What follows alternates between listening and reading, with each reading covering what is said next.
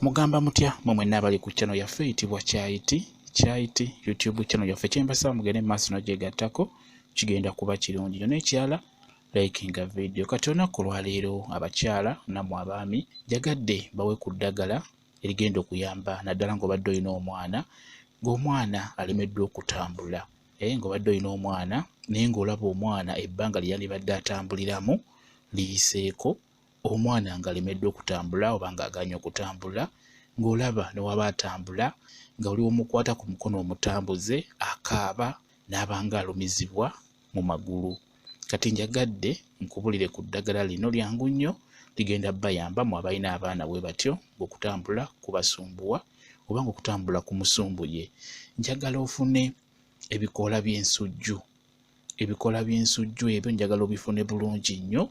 Bw'omala okufuna ebikoola by'ensujju nsaba obifumbeko, bifumbe bulungi. Obimala okujja birinde bibenga ebiwolaawolamu. Njagala okwate ebikoola ebyo nga bimaze okujja obivumbevumbe mu nnyingo, obeere ng'omwana oyo omunyiganyiga mu nnyingo, mu nnyingo, mu magulu, mu nnyingo mwe bali kugamba omuli joint, mwolina okukola ki? Okuvumbavumba ebikoola ebyo eby'ensujju by'ofumbyeko. Beera ng'omuvumbavumba ku makya, mutuntu, kawungeezi. Bino ebikoola by'ensujju birungi nnyo kugambye bifumbeko.